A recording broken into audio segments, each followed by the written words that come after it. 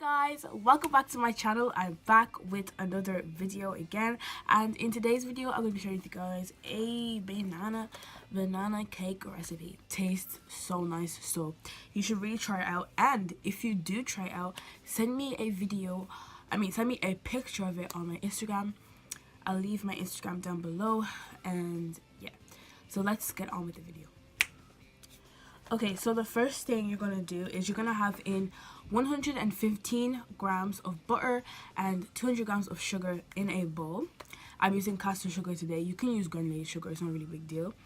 So yeah, you just mix them together, and my butter was hard, so I softened it by putting it in the microwave, but it was kind of over softened, so it was a bit like liquidy, but it's okay. So you basically just cream the butter and the sugar together until they're like mixing well.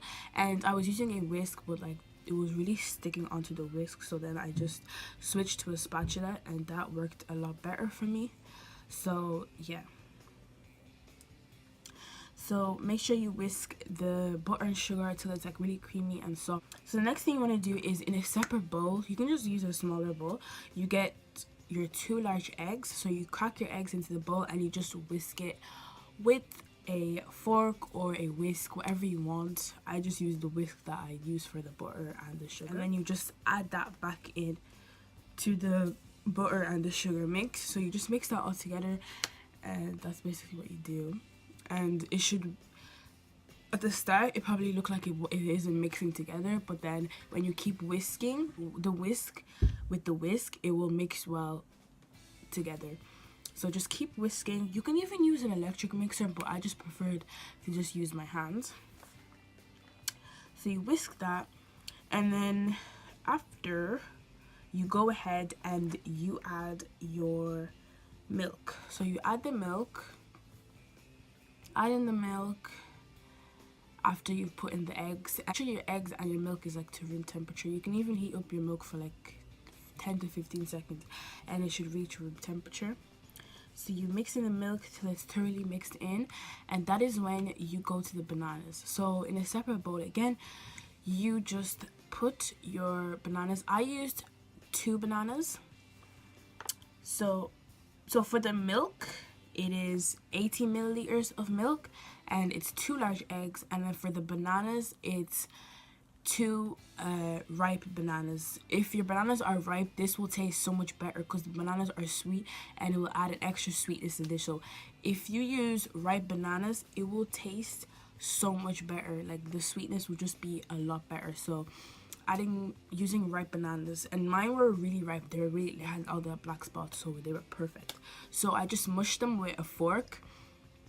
At the start, it will not mush properly, but when you keep going, it will be mushed. So yeah, mush the bananas with a fork, and then that's when you add that in to the egg, butter, milk and sugar mix. So you add the banana into that and you just begin to whisk that again. So after you've added the banana and it's all mixed and combined, that is when you begin to add your dry ingredients. And the dry ingredients are the flour and the cinnamon. If you are using plain flour, you must use baking powder because it's not gonna rise. So that happened to me before.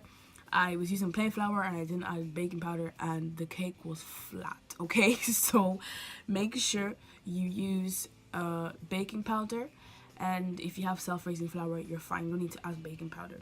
So yeah, you add baking powder if you're using plain flour.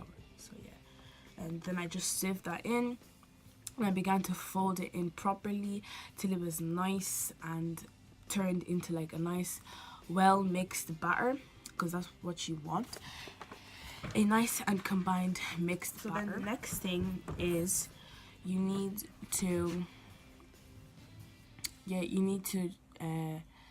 add your batter to your cake pan.